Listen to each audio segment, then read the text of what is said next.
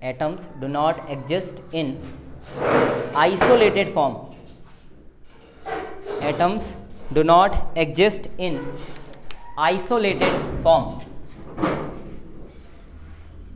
So पहली problem क्या हो गई, एटम्स तुमको आइसोलेटेड नहीं मिलने वाले, और अगर एटम्स आइसोलेटेड मिलेंगे ही नहीं तो एटम का रेडियस कैसे निकालोगे, क्योंकि रेडियस निकालने के लिए न्यूक्लियस से आउटर मोस्ट बाउंड्री तक जाना पड़ता है। दूसरी प्रॉब्लम क्या है, लिखो atoms do not having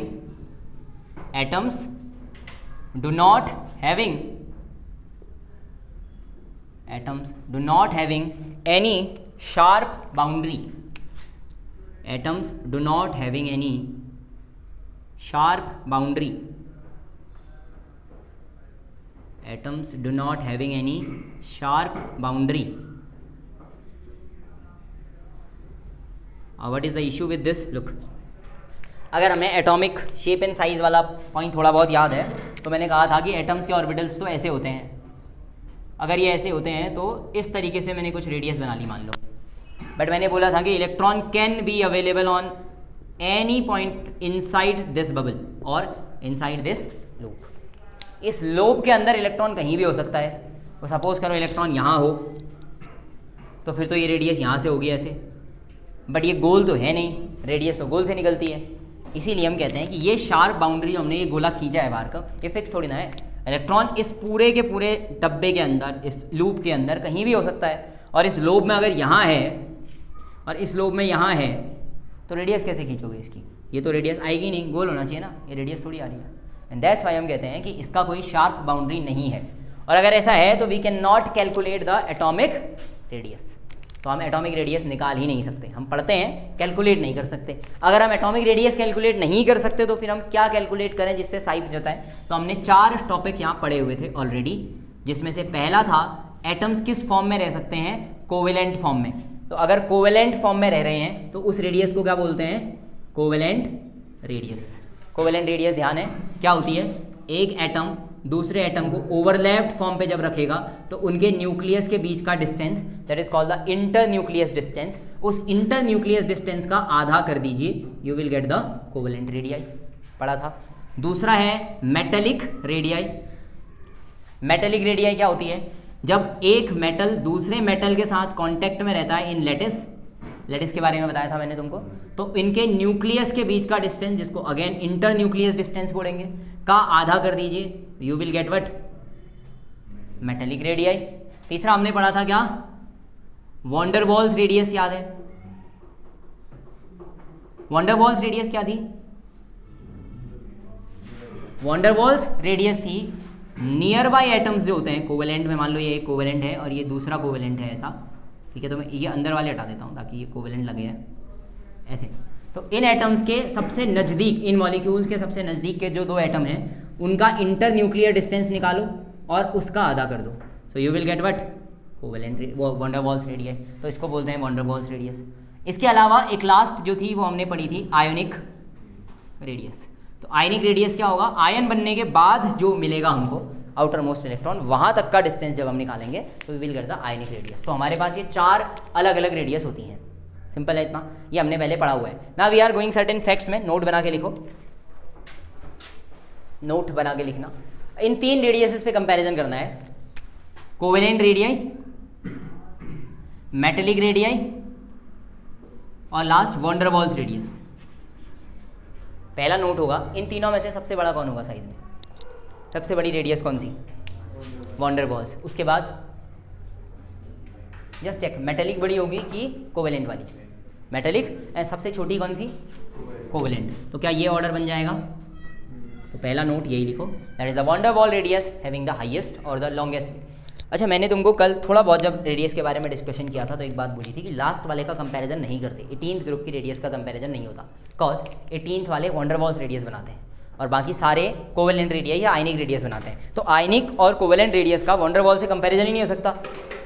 that's why 18th group अपने आप में सबसे बड़ा होता है, उसका रेडियस सबसे बड़ा होता है क्योंकि वो वॉन डर वॉल बनाता है, बाकी ये बनाते हैं। तो अगर मैं इससे रिलेटेड तुमसे एक सिंपल क्वेश्चन पूछ लूँ लाइक दिस, सेम चैनल का, सेम जगह का पूछ रहा हूँ, लाइक मैंने पूछा फ्लोरीन है, ठीक है, और नियॉन है, तो इनमें से ज़्यादा बड़ा रेडियस किसका होगा या साइज़ किसका बड़ा होगा? इन दोनों में से किसका साइज़ बड़ा होगा? बिल्कुल अगल बगल में है दोनों, किसका साइज़? नियॉन का। द रीज़न इज फ्लोरीन के लिए हम निकालेंगे कोवेलेंट रेडियाई, लेकिन नियॉन के लिए निकालेंगे van der Waals radius, and van der Waals radius is always greater than covalent radius. Simple इतना। अच्छा देखो सेम इसी पैटर्न पे फॉलो करके देखते हैं, ठीक है। जैसे हमने देखा एल्यूमिनियम ले लेते हैं, क्लोरीन ले लेते हैं। एल्यूमिनियम के लिए अगर हमने रेडियस निकाली तो हम मेटेलिक रेडियस निकालेंगे, हालांकि इसके लिए कोवेलेंट भी निकाल सकते हैं, बट अगर मैं मेटेलिक रेडियस निकालूं और इसके लिए कौन सी van der Waals radius, sorry इसके लिए तो कोवेलेंट आएगी, ठीक है, क्लोरीन के लिए। तो ये बताओ मेटेलिक और कोवेलेंट में कौन सी बड़ी होगी? ठीक है इतना। अगर निकालें तो एल्यूमिनियम के लिए हम कोवेलेंट रेडियस भी निकाल सकते हैं। एल्यूमिनियम कई बार कोवेलेंट कंपाउंड्स भी बनाता है, ठीक है, वो बाद में देखेंगे क्या कंपैरिजन करना है। अभी के लिए ये दो क्वेश्चंस इसका एग्जांपल्स हैं। दूसरा एक चीज़ और याद रखना इसी में फैक्ट के अंदर, जो वॉन डेर वाल्स रेडियस होती है ये अप्रॉक्सीमेटली कोवेलेंट रेडियस की डबल होती है। Van der Waals radius covalent radius से लगभग दुगनी ज़्यादा होती है, ठीक है। तो these are the second fact related with the radius, इसको भी नोट करो, फिर ट्रेंड के अंदर जाएंगे, पहले आयनिक रेडियस पढ़ेंगे। बेसिकली यहाँ पे WAAL भी होती है, नो इशू। WALL वाली नहीं, WAAL चलता है, प्रीफरेबली यही लिखते हैं, ठीक है। V कर देते हैं उसको स्टार्टिंग से, बस और कुछ नहीं है।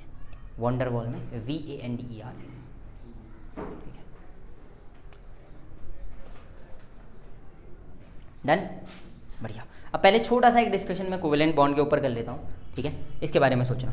कोवेलेंट बॉन्ड कोवेलेंट रेडियस के लिए इंपॉर्टेंट होगा जब कोवेलेंट बॉन्ड बनेगा वो, बट कोवेलेंट रेडियस के लिए जो कोवेलेंट बॉन्ड है वो तो 3 टाइप का होता है सर।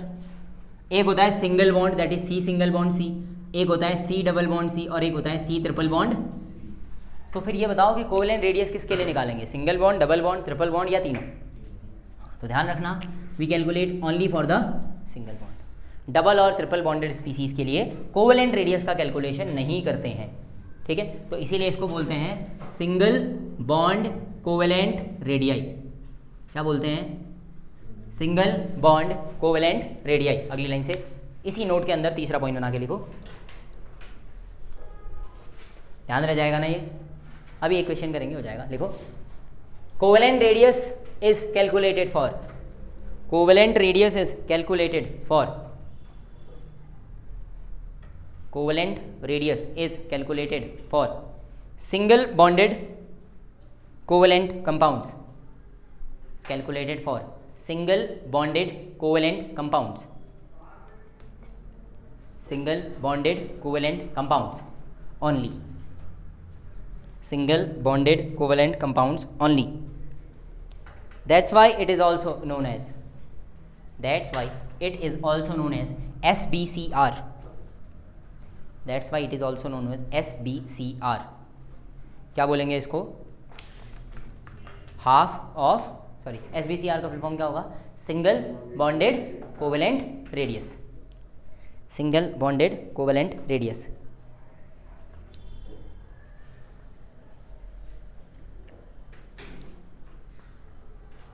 डन? क्वेश्चन लिख लीजिए, इसी वाले टॉपिक से है, ठीक है, थोड़ा दिमाग लगाना, सॉल्व हो जाएगा। The question is covalent radius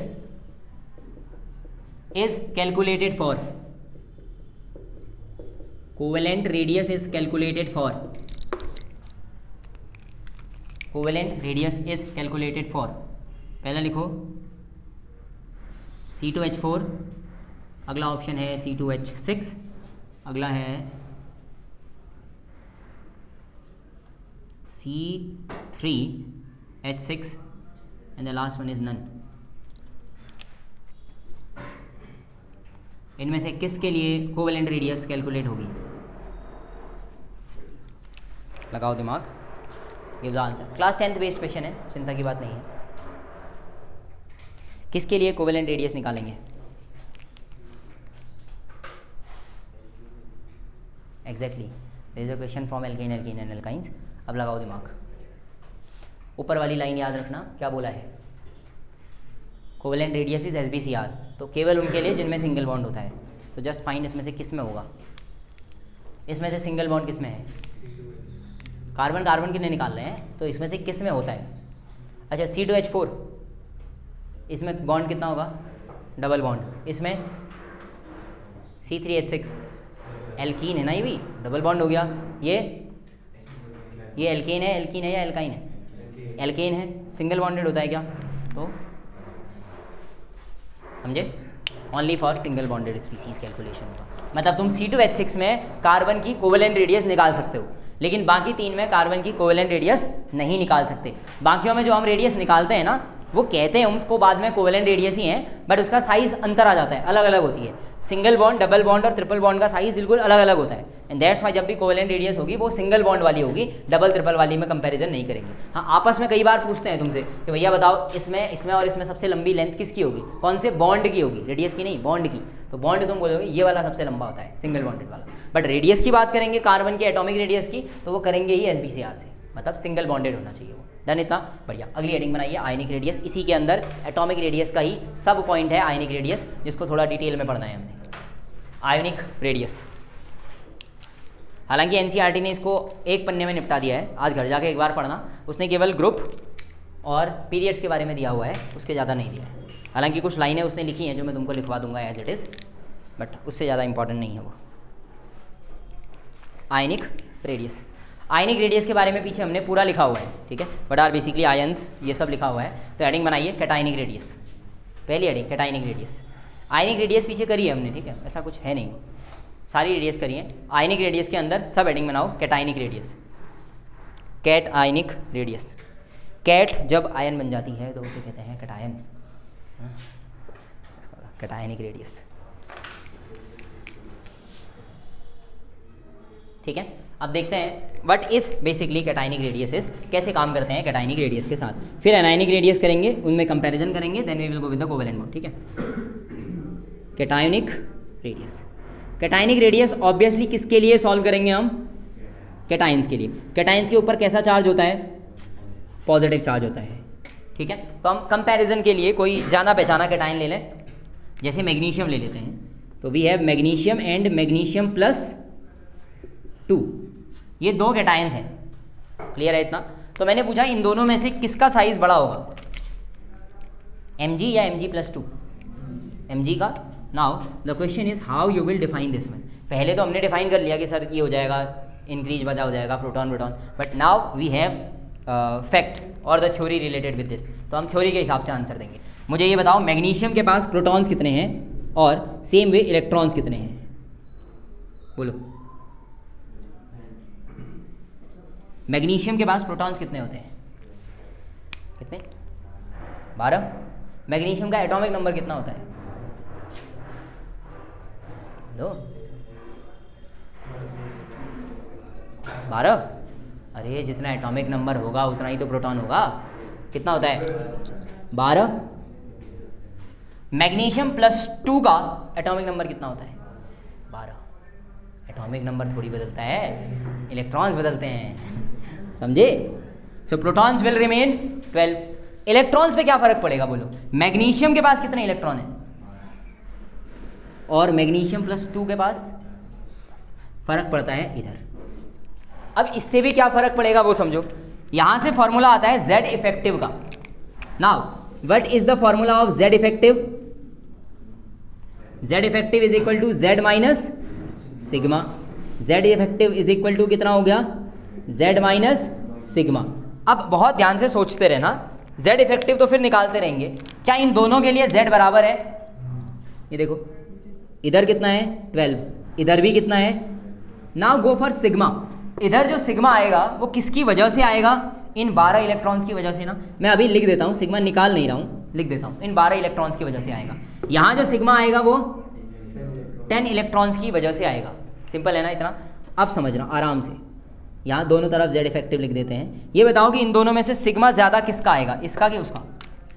ज़्यादा सिग्मा। 10 वाले इलेक्ट्रॉन ज़्यादा सिग्मा प्रोड्यूस कर पाएंगे, ज़्यादा शील्ड बना पाएंगे कि 12 इलेक्ट्रॉन्स? वैसे तो 12 इलेक्ट्रॉन की जगह 10 ही इलेक्ट्रॉन लिखने चाहिए, 11 इलेक्ट्रॉन लिखने चाहिए थे हमने। एक इलेक्ट्रॉन तो खुद ही हुआ ना, तो वो क्या ही सिग्मा बनाएगा। तो लिख ही लेते हैं 11 सिग्मा इधर, 11 इलेक्ट्रॉन्स इधर और 9 इधर, ठीक है। एक तो वो खुद ही हुआ ना। अब मुझे एक बात बताओ, इसके लिए सिग्मा की वैल्यू ज़्यादा होगी कि इसके लिए? सिग्मा की वैल्यू, Z इफेक्टिव नहीं। सिग्मा इलेक्ट्रॉन्स की वजह से होता है। 11 इलेक्ट्रॉन ज़्यादा शील्डिंग करेंगे कि 9? तुम्हारे और छुटकी के बीच में 11 लोग प्रेजेंट हैं और 9 लोग प्रेजेंट हैं, तो बोलो ज़्यादा शील्डिंग किसने करी, 9 ने की 11 ने? 11 ने ऑब्वियसली। इधर अगर सिग्मा ज़्यादा है, शील्डिंग ज़्यादा है, तो जेड इफेक्टिव ज़्यादा कि कम? पढ़ा था जेड इफेक्टिव कैसा? जेड इफेक्टिव कम तो साइज ज़्यादा obviously, and that's why magnesium having a greater size. ये होता है लॉजिकल रीजन। हालांकि हम इसको कॉमन सेंस से भी कह सकते हैं कि इलेक्ट्रॉन्स बाहर से इफेक्टिव न्यूक्लियर चार्ज कम ज़्यादा हो जाएगा तो क्लोज आ जाएंगे, कम हो जाएगा तो दूर चले जाएंगे, but the logical reason is this. इस वाले में देखो सिग्मा की वैल्यू क्या हो गई, कम, तो जेड इफेक्टिव न्यूक्लियर चार्ज बढ़ जाएगा तो इलेक्ट्रॉन्स को ज़्यादा अपनी तरफ खींचेगा, तो उससे साइज क्या हो जाएगा, कम हो जाएगा। अब यहाँ से कंक्लूजन क्या निकला वो समझना। फॉर कैटायंस द रेडियस और the ionic radius is directly और inversely proportional to positive charge. Positive charge बढ़ने से बढ़ेगा कि कम होगा? रेडियस साइज इसका ज़्यादा है कि इसका, न्यूट्रल वाले का ना, प्लस से बढ़ा कि घटा, घट गया, it means radius is inversely proportional to positive charge. Z effective का तो हमको पहले से पता है कि अगर जेड इफेक्टिव ज़्यादा हो तो रेडियस कम हो जाती है, वो रीज़न है यहाँ का, वो नहीं। कैटायनिक रेडियस के लिए याद रखोगे कि रेडियस पॉजिटिव चार्ज के साथ कम होती है, दैट इज ये पॉजिटिव चार्ज ज़्यादा नहीं होना चाहिए। इजी नाउ, इसको बनाओ, फिर लिखते हैं इसका reason and then we will go for the questions.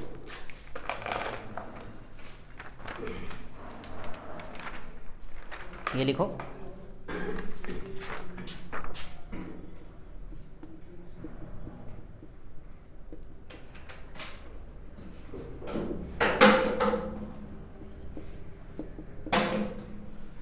क्या कर रहे हो इसको?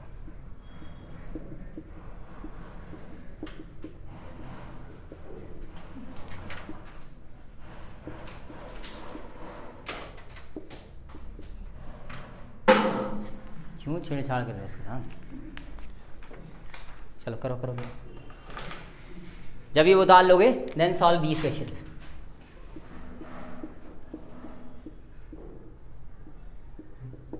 करो, पहले वो उतारो क्वेश्चन, चाहो तो उसके नीचे रीजन लिख सकते हो, ठीक है। पॉजिटिव चार्ज बढ़ने से जेड इफेक्टिव का वैल्यू बढ़ जाता है, उसकी वजह से साइज जो है वो घट जाता है, लिख सकते हो इसको, ठीक है। Due to the increase in positive charge the number of electron decreases, due to which the shielding effect decreases and the effective nuclear charge increases. This increase in effective charge या Z effective leads to the decrease in ionic size. इतनी अंग्रेजी बनानी आनी चाहिए आप, ठीक है। इतना तो लिख सकते हो ना जो मैंने बोला वो। देखो यहाँ पे देख लो जो कह रहा हूँ वो, with increase in positive charge the value of shielding effect decreases due to which the Z effective increases which leads the decrease in size of cations, ठीक है। यही था बस, आपस में घुमा फिरा के उसी के बारे में लिखना है कि क्या क्या हुआ। स्टेप वाइज लिखोगे तो समझ जाओगे। मैं चाहो तो इसके नीचे एक लाइन ऐड कर देता हूँ, उतार दो उसको, ठीक है। मतलब थ्योरी नहीं, कैसे लिख रहा हूँ देखो। What I am writing here is, look, if we increase the positive charge on cations the value of shielding effect decreases, या इसको और बेटर लिखते हैं देखो, with increase in positive charge the number of electrons decreases due to which the value of shielding effect decreases which leads the increase in Z effective. This increase in Z effective decreases the size or the radius. So that's how we can write the relationship, ठीक है। Continuous हो रहा है ये, तो इस line को side में कहीं पे लिख लो। क्या, पॉजिटिव चार्ज बढ़ेगा तो नंबर ऑफ इलेक्ट्रॉन घटेगा, नंबर ऑफ इलेक्ट्रॉन कम हो जाएगा, देखो 12 से 10 हो गया तो ऑटोमेटिकली क्या हो जाएगा, सिग्मा की वैल्यू कम हो जाएगी। शील्डिंग कम हो गई तो इफेक्टिव चार्ज बढ़ जाएगा, इफेक्टिव चार्ज बढ़ जाएगा तो लास्ट के इलेक्ट्रॉन्स को खींच के अपनी तरफ ले आएगा, साइज छोटा हो जाएगा। Simple, it is quite easy one, इतना डिफिकल्ट नहीं होता, ये बहुत आसान होता है, ठीक है। और जैसे वो हो जाए, do this all.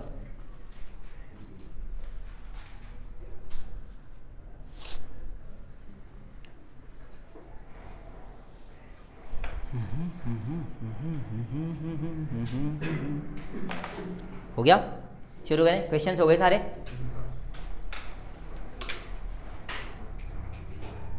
Positive charge बढ़ा, इलेक्ट्रॉन घटे, सिग्मा घटा, जेड इफेक्टिव बढ़ा, साइज घट गया।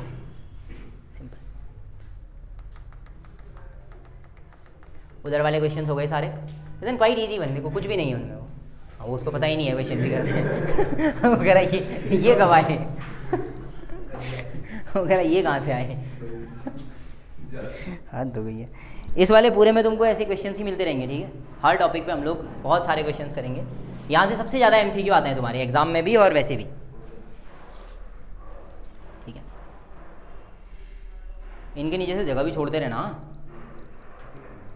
अभी के लिए एक में कर लेना, बाकी सब में फटाफट करते रहना, टिक टिक, ठीक है।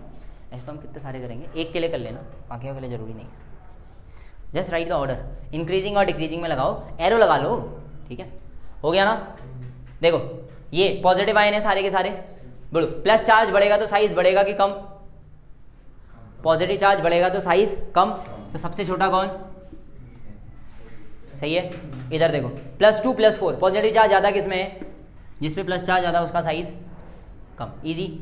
इधर देखो Al+3 +2 और एल्यूमिनियम, सबसे ज़्यादा प्लस चार्ज किस पे? इस पे, इसका साइज सबसे छोटा, सही है इतना। इधर देखो +2 +1 Mg, सिंपल, खत्म, कोई दिक्कत है इसमें?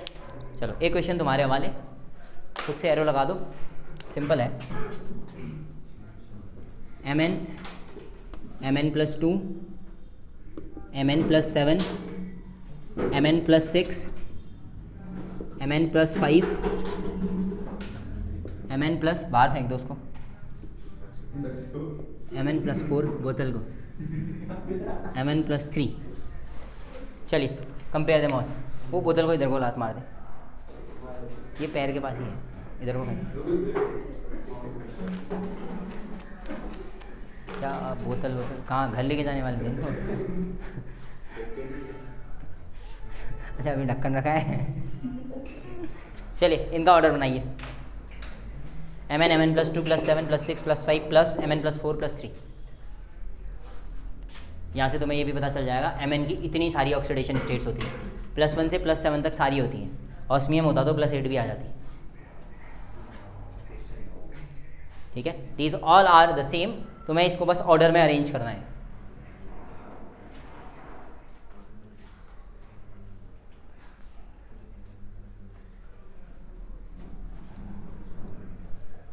ये क्वेश्चन बहुत आसान होते हैं,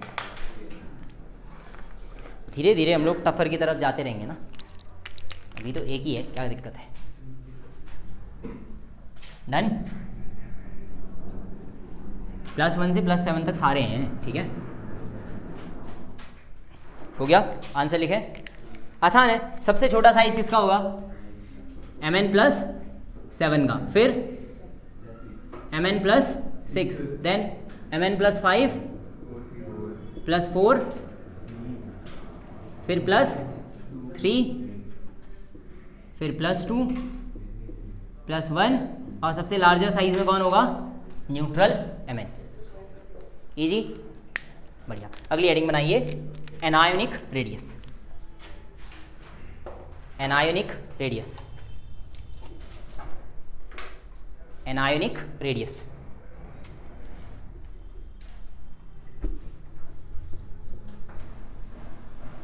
देखो बिल्कुल भी कोशिश मत करना कि ये ऑर्डर याद करने हैं या रटने हैं, ठीक है। इनको समझना है और बस हो गया। एक बार समझ में आ जाए फिर इनको बार बार करने की, सॉल्यूशन की ज़रूरत नहीं पड़ती है। क्वेश्चन देखो, सॉल्व करो आराम से, ठीक है। अभी हम इनमें रिलेट भी करेंगे, इसीलिए anionic radius. But basically anionic radius is it will deal with the negative ions, है ना। बोलो, एनायनिक रेडियस नेगेटिव आयंस की रेडियस होगी ना, हमने इसके बारे में भी पढ़ा हुआ है। तो एग्जाम्पल के फॉर्म पे क्या लाएं ये बताओ। कोई एक एनायन ले लेते हैं, क्लोरीन, फ्लोरीन, जो लेना हो बोल दो।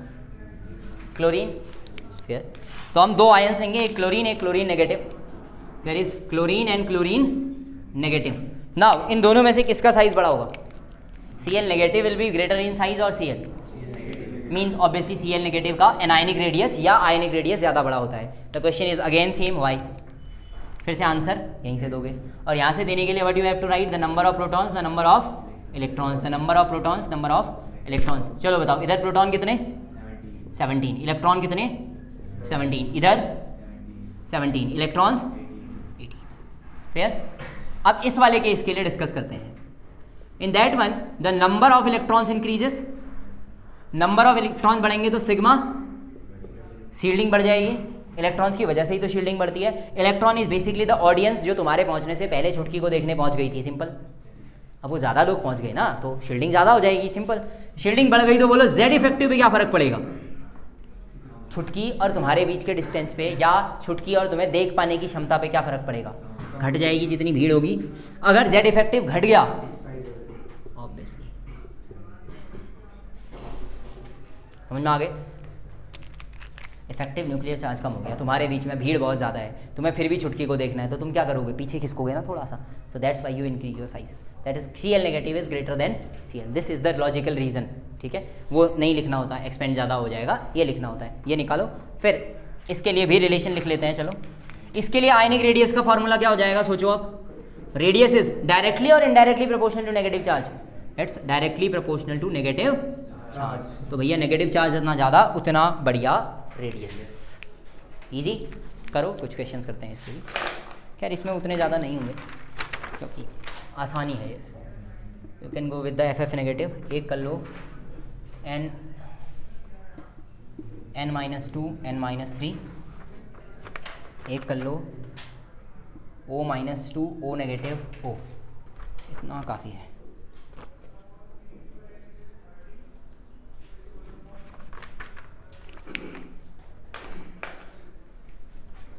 ये 3 करना, नंबर अपने हिसाब से ऐड कर लेना क्वेश्चंस का, मुझे याद नहीं है पुराने कितने थे, पुराने वाले के आगे के नंबर ऐड करना इसमें।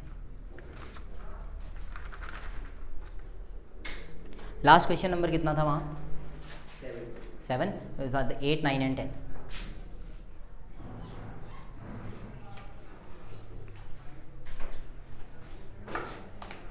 ये तो आसान है ना, F negative n -2 n -3 O -2 O negative n O। ठीक है, रीजन वहाँ से लगाओ और सिंपल सॉल्व कर दो, बहुत आसान होते हैं। फिर मिक्स करेंगे इसको, डन। आंसर भी हो गए, आसान से हैं, चेक कर सकते हैं आराम से। अच्छा इस वाले में देखते हैं, नेगेटिव है ना, ये न्यूट्रल, नेगेटिव बढ़ा कि न्यूट्रल, सिंपल। इधर जैसे जैसे नेगेटिव बढ़ेगा वैसे वैसे साइज, इधर क्या कहते हो, आसान था। अब प्रॉब्लम ये है कि ये तो सब एक ही एटम के लिए होता है, पॉजिटिव वाला भी एक ही एटम के लिए होता है, नेगेटिव वाला भी एक ही एटम के लिए होता है। बट अगर हम एटम्स ही बदल दें, फिर मतलब 2 अलग अलग एटम्स ले लें और उसमें चार्ज भी अलग अलग ले लें, फिर क्या करोगे, फिर सॉल्व करना पड़ेगा। तो हम अब कुछ क्वेश्चंस के थ्रू समझेंगे इसको। ठीक है, यहाँ पे कुछ भी ऐड करते रहना, देयर इज़ नो इशू, कोई भी कैटायन एनायन ऐड करते रहो, तुम्हारी मर्जी है। ठीक है, लिखिए 10 कितने तक, 10 11 हो गए थे, लास्ट क्वेश्चन नंबर 10 है, 11वां लिखो। S -2 Cl negative Ca +2 K positive, 12 1 is O -2 F negative Na positive,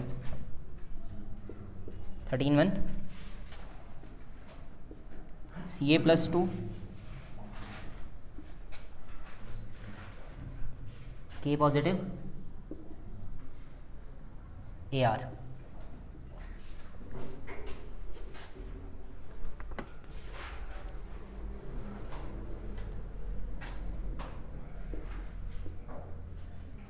O minus वाला आया था 2014 में, ये था 2015 में।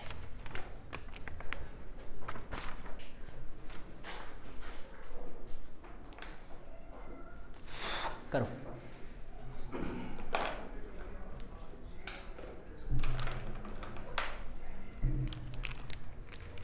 ये नीट 10, ये 14, ये 15 का क्वेश्चन है।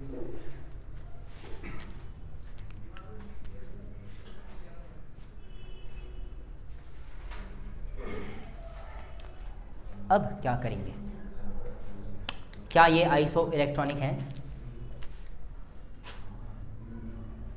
चेक करो। सब अगल बगल वाले हैं ना, अगल बगल वालों में आइसो इलेक्ट्रॉनिक कैसे चेक करना है, गिन लेना है कितने इलेक्ट्रॉन निकल रहे हैं, बराबर तो नहीं हो रहे हैं। फॉर आइसो इलेक्ट्रॉनिक साइज में दोनों मिक्स कर दो, size is directly proportional to negative charge and inversely proportional to, समझ गए? पहले वाले में ऑर्डर लगा के देखते हैं। सबसे ज़्यादा नेगेटिव चार्ज किस पे है? S-2, it is having a largest size than Cl negative. अब प्लस आ गए ना, तो जिस पे कम प्लस है, look, inversely proportional to positive, जिस पे ज़्यादा प्लस होगा वो छोटा होगा साइज में। ज़्यादा प्लस किस पे? Ca पे, सबसे छोटा होगा, और इधर आ जाएगा कौन? This is the order. समझ में आया? ये होता है रिलेशन। क्या? Size is directly proportional to negative, inversely proportional to positive. ज़्यादा पॉजिटिव मतलब छोटा चार्ज, ज़्यादा नेगेटिव मीन्स बड़ा साइज। Easy one. दूसरा वाला ट्राई करना पसंद करोगे? करो।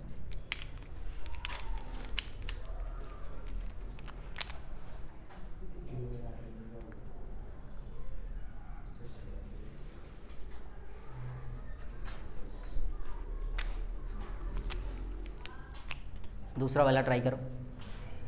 जिस पे ज़्यादा नेगेटिव उसका साइज उतना बड़ा, जिस पे ज़्यादा पॉजिटिव उसका साइज उतना छोटा। ठीक है ना? इतना बढ़िया। देखो, नेगेटिव वाले साइज में बड़े, और उसमें भी जिस पे सबसे ज़्यादा नेगेटिव है वो सबसे ज़्यादा बड़े। दो नेगेटिव हैं, दो नेगेटिव और एक पॉजिटिव, मतलब नेगेटिव वाले साइज में पॉजिटिव वाले से बड़े होंगे कि नहीं होंगे? तो ये दोनों Na+ से बड़े हो गए। अब इन दोनों में से साइज किसका ज़्यादा? जिस पे ज़्यादा नेगेटिव है। This is the order. Easy, बढ़िया। इधर देखो, प्लस प्लस न्यूट्रल, एक अच्छी चीज़। कहाँ से? Van der Waals. कौन है? Argon of van der Waals radius. इसका आयनिक वगैरह होता ही नहीं है ना, तो argon is highest in size. अब इन दोनों में से बताओ, जिस पे ज़्यादा पॉजिटिव उसका साइज ज़्यादा है कम? कम। मतलब पॉजिटिव आयंस पे पॉजिटिव चार्ज बुरी बात होती है। क्या? पॉजिटिव आयंस पे पॉजिटिव चार्ज का आना बुरी बात होती है, नेगेटिव पे नेगेटिव का आना अच्छी बात होती है फॉर देयर साइज। तो अब बोलो, Ar के बाद अगला कौन? K+, और सबसे छोटा कौन? Ca+। 3 साल के क्वेश्चंस पूरे, समझे? अब ब्रिलियंट टाइप ऑफ क्वेश्चंस तुम इसको कह सकते हो। आइसो इलेक्ट्रॉनिक की चाहो तो पूरी सीरीज बना के भी कवर कर सकते हो इसको। ठीक है, there is no issue. Isoelectronic की पूरी सीरीज, मतलब इन सबको आपस में रिलेट कर लो, ये सब आइसो इलेक्ट्रॉनिक है, और उसके बाद एक पूरा ऑर्डर भी बनाया जा सकता है आराम से। ठीक हो गया? बढ़िया। So this is basically what? Ionic radius. अभी हमने मिक्स नहीं किया आयनिक रेडियस, मतलब ये कि हम लोग अभी ग्रुप, कॉलम, ग्रुप और पीरियड्स मिक्स करके नहीं कर रहे हैं, वो हम जब एटॉमिक रेडियस वाला रूल पढ़ लेंगे उसके बाद करेंगे। ठीक है, तो अब हेडिंग बनाइए, ट्रेंड, साइड में हेडिंग बना लो छोटी सी, इसी के अंदर है, सब एटॉमिक साइज के अंदर ही चल रहा है अभी। एटॉमिक साइज में बेसिकली ये चारों साइज आते हैं, ionic, metallic, covalent, van der Waals, सारे। तो हम सबको मिक्स करके ही पढ़ सकते हैं। तो हमने आयनिक पढ़ दिया है, अब हम नॉर्मल पीरियोडिक टेबल के बारे में पढ़ेंगे क्या होता है। तो लिखो क्या? Trend of atomic size, trend of atomic size in periodic table, trend of atomic size in periodic table, trend of atomic size in periodic table. ठीक है, अब हम पीरियोडिक टेबल में एटॉमिक साइज का ट्रेंड क्या होता है वो देखेंगे, मतलब लेफ्ट से राइट क्या होता है, टॉप से बॉटम क्या होता है। उससे भी पहले एक छोटी सी हेडिंग बनाओ, फैक्टर्स अफेक्टिंग, इसी के अंदर सब heading, factors affecting atomic size, factors affecting atomic size, factors affecting atomic size. तो बेसिकली हम एटॉमिक रेडियस की बात कर रहे हैं, और एटॉमिक रेडियस में चारों अपने दिमाग में बैठा के रखना। ठीक है, अभी अभी एक पढ़ के आए, उसको देखना पहले। Atomic size is directly proportional to negative charge and inversely proportional to positive charge. ये आयनिक रेडियस के लिए हुआ कि नहीं हुआ बताओ? आयनिक रेडियस में यही तो लगता है, और आयनिक रेडियस भी तो एटॉमिक साइज ही बताने के लिए यूज होती है। तो बेसिकली ये एक फैक्टर हो गया, चार्ज। दूसरा फैक्टर देखो, साथ में उतारते रहो, कोई दिक्कत नहीं है। एटॉमिक साइज के लिए एक फैक्टर हम रिसेंटली पढ़ के आए हैं, which is sigma and Z effective. सोचो, अगर सिग्मा बढ़िया होगा या सिग्मा ज़्यादा होगा तो एटॉमिक साइज ज़्यादा की कम? सिग्मा ज़्यादा है, शील्डिंग बहुत ज़्यादा है, शील्डिंग ज़्यादा है तो जेड इफेक्टिव काम कर पाएगा क्या? शील्डिंग ज़्यादा है तो जेड इफेक्टिव कम होगा कि नहीं होगा? जेड इफेक्टिव कम होगा तो साइज ज़्यादा होगा कि नहीं होगा? तो atomic size is directly proportional to sigma and inversely proportional to Z effective. जिसके लिए सिग्मा ज़्यादा होता है, शील्डिंग ज़्यादा होती है, उसको थोड़ा पीछे जाके छुटकी को देखना पड़ता है, एंड दैट्स वाई यहाँ पे साइज क्या होता है, इंक्रीज होता है। ठीक है, atomic size is directly proportional to sigma और inversely proportional to Z effective होता है। एक जो सबसे इंपॉर्टेंट है वो है atomic size is directly proportional to the shell number.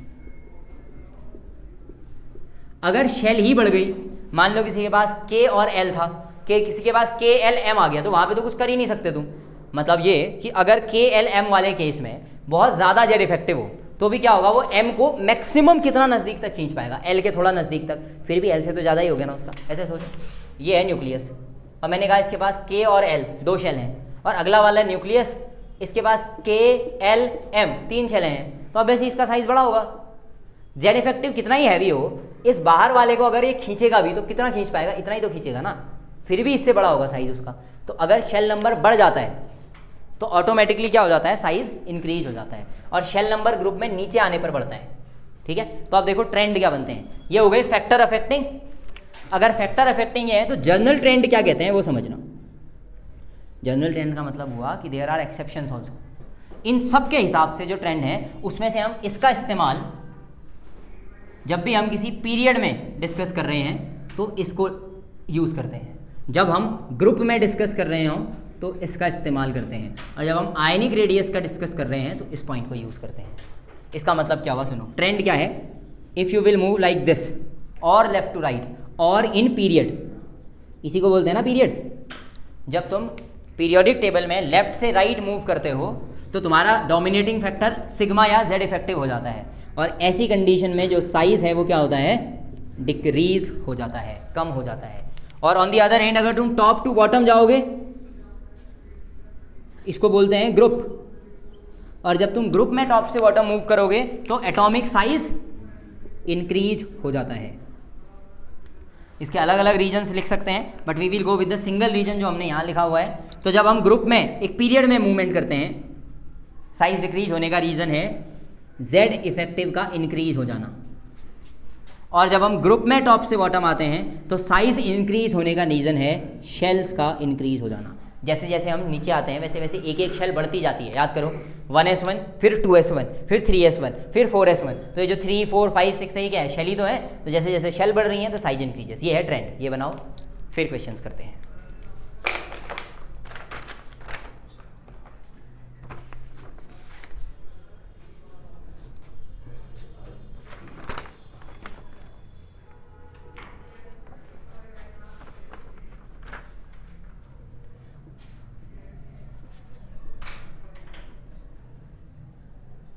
Question 1,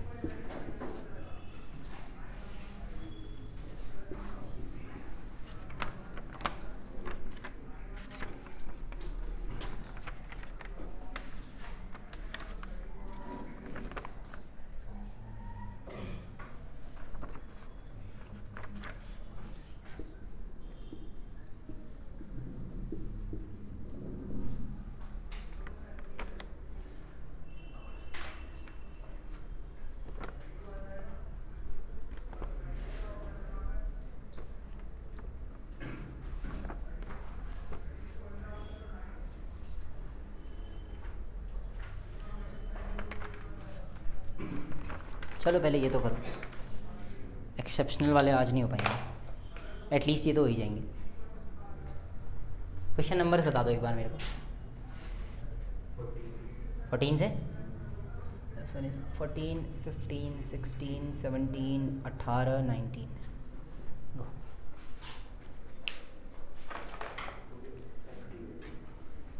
नहीं, पुराना वाला रह गया F2, but yes fluorine exist in F2 form only.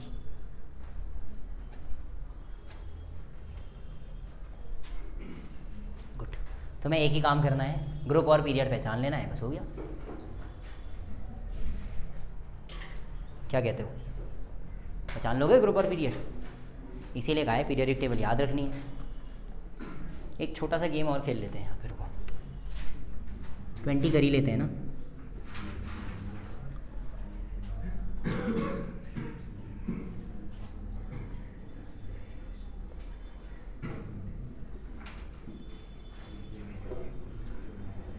चलो, बोरॉन, कार्बन, एल्यूमिनियम, सिलिकॉन, और इसी में एक और कर लेते हैं। चलो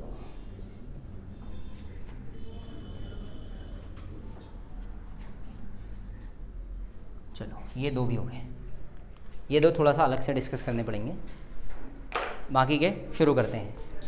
करें, lithium, beryllium, boron, carbon, nitrogen, oxygen, fluorine. बोलो पीरियड या ग्रुप?